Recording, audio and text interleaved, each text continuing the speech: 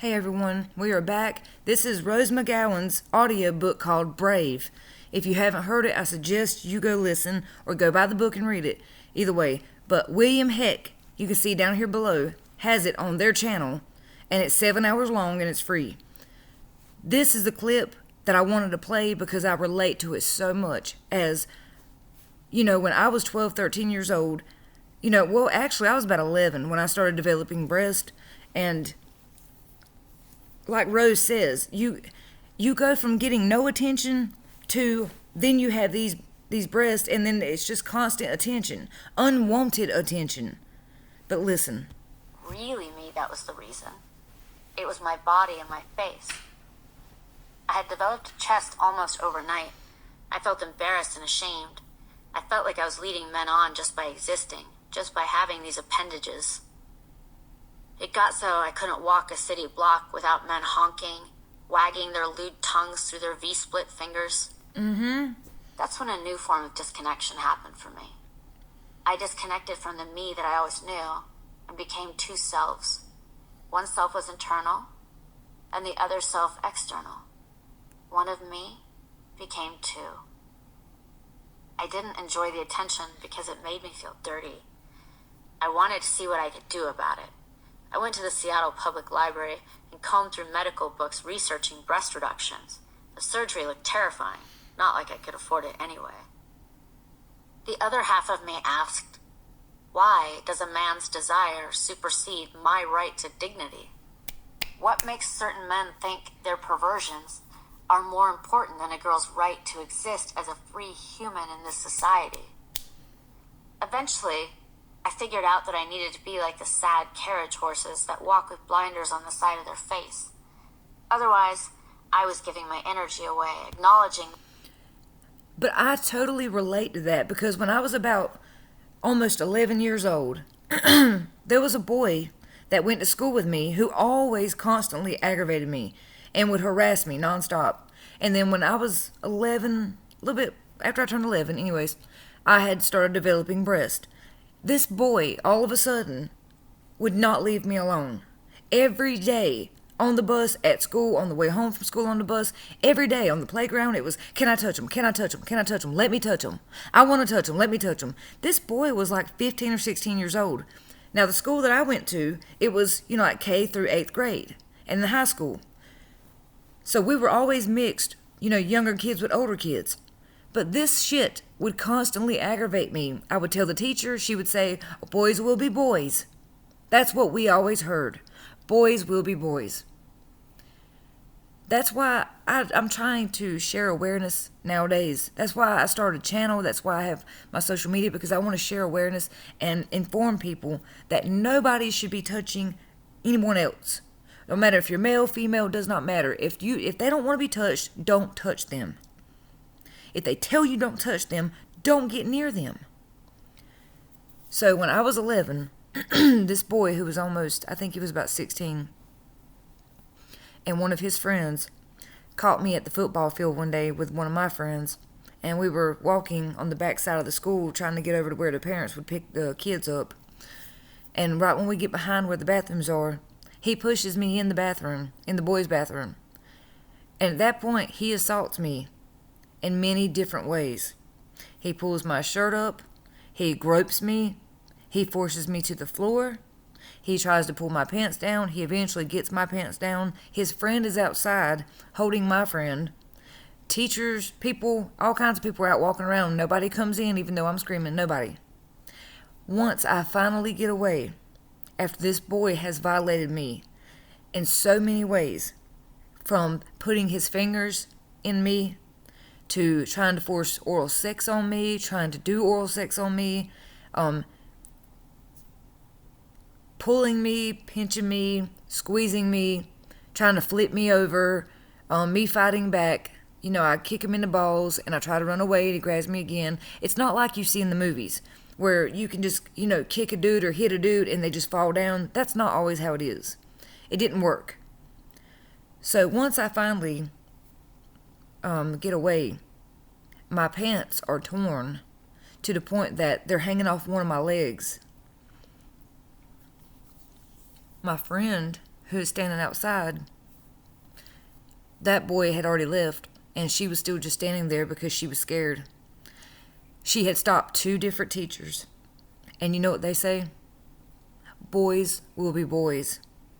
I'm sure they're just a couple, kissing, making out, blah, blah, blah. You're a teacher. You shouldn't, even if you thought we were kissing and making out, you should have stopped us. Either fucking way, you're wrong. But it wasn't like that. I was being assaulted, and they did nothing.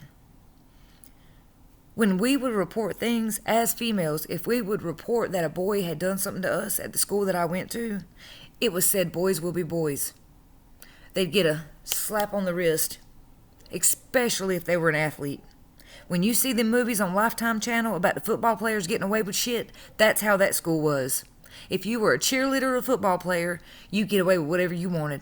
Or if your family had money, you could get away with shit. Once I run, me and her, we finally get to where we're being picked up, and I'm so fucking ashamed. You would think in your mind that the first thing I would do is tell someone, my friend's mom maybe. You would think that that would have been like the first thing I would have done is tell my friend's mom that somebody had just shoved their fingers inside of me. You think I'd say that. But I was so ashamed. I felt so dirty. I was so disgusted. Now, these words, I know how to verbalize it. Back then, I didn't know how to verbalize it. When I was 11, 12 years old, I had no idea how to verbalize it. I didn't know what sex was. And this boy, every day at school, would do the thing with his fingers spread and his tongue between it. And other boys would do it too. And when we would report them or tell on them, you know what the teachers would say? Boys are just being boys. That's how boys are. If a girl did it, though, at my school, that's not ladylike. Girls don't do things like that. That's the kind of shit school that we dealt with. That's the kind of teaching, the stuff that we had the pleasure of learning from. But my point is, schools need to be teaching kids what grooming is. They need to be teaching them how to watch out for it. They need to be teaching them what assault is. Because more kids, male and female, are sexually assaulted, and they don't say anything because one is they don't know they've been assaulted. 2, they're afraid. 3, they're ashamed and don't want to tell their families, and they don't want their families to find out. 4, they're scared they're going to get in trouble. That's why it needs to be taught by the parents and by the school that, hey, you don't let nobody in your personal space. And they'll tell a 6-year-old about stranger danger, but they won't tell a 12-year-old or a 13-year-old about it. That's the problem. They won't tell a 16-year-old because they assume a 16-year-old would know. Let me tell you, as a 16-year-old who was raped, I didn't know. I had no idea. Rose's book is so relatable for me, especially when she talks about the part in the hotel room where he pulls her up and he pulls her, oh my gosh, leave me alone, telemarketer. He pulls her into the room and his beard scratches on her face. When Rose says that, I had a flashback to something that happened to me like that when I was younger. And she was so right. You can remember the hair feeling like a Brillo pad that you scrub pots and pans with. I can remember that scratching down my face and my neck when this incident happened. And it's just, her book, I'm telling you, if you haven't heard it, if you haven't read it, you need to go read it or listen to it. That's what I did. I listened to the audio book and she narrates it and it's so good. Damn, it's so good. Trying to see, let's see the next part. The verbal assaulter's presence. What a pity that so many of us girls and women have our peripheral vision taken away simply because of unwanted attention. I heartily disagree with the whole boys will be boys bullshit. No, raise your boys to see girls as humans, not objects. Exactly. Around this time, I got my first jobs, both somewhat under the table. The first was at a funeral home. A punk friend of mine was living in the attic at this place and told me that they needed help setting up viewings for families of the dead and that he'd give me $30 a week. Having recently turned 14 and with slim employment options, I said yes. Working at the funeral home quickly became the best time of my week. In contrast to the rest of my life, I found it peaceful. The dead couldn't harm me. I found it soothing. I was more spooked by the fact that I was not spooked. Sometimes the lights in the viewing room seemed as if they were vibrating and they'd flicker. One of my favorite things to do was adjust the furniture and lighting for the family's viewing pleasure. I would stand by the open casket before the family came, and I'd do my best to get a vibe from the deceased person and adjust my lights and the decor accordingly. I think that's where my love of lighting came from. Only a couple of times did I feel like the dead were going to come back to life and strangle me, but most of the time it was, honestly, relaxing. I stole a pack of Jesus cards, the cards the funeral home gave out at the service, and gave them to my father for his birthday. Until the end of his life, he bothered me about getting more. I couldn't bring myself to admit that his favorite Christian illustrations with the beautiful gold leafing were stolen and belonged to the dead. In retrospect, after losing a few people in my own life, I could have lived without some of the things I saw at the funeral home. Bodies wrapped in clear blue-tinted bags, their legs crossed, rings still on fingers, stacked on shelves in the freezer. One time I opened the window flap of the crematorium. That was not a good idea. Can I honestly say they are all your ashes in an urn? Maybe. Maybe not. My other job was at an old movie theater called the Broadway. I loved that job too, but for different reasons. 2 films played for long periods of time when I was working there. Who Framed Roger Rabbit and Working Girl. 2 dichotomies in a sense. One was Jessica Rabbit of the "I'm not bad, I'm just drawn this way" fame, and the other was Melanie Griffith as Tess, a secretary in New York City who dreams of bettering her life and so masquerades as her bitch boss played by Sigourney Weaver. These 2 films had a strong influence on my young mind. At home we mostly watched classic films, so newer films were a treat. I was inspired by the idea of rising up like in Working Girl and making my way through a male-dominated world to excel beyond what people thought I was capable of.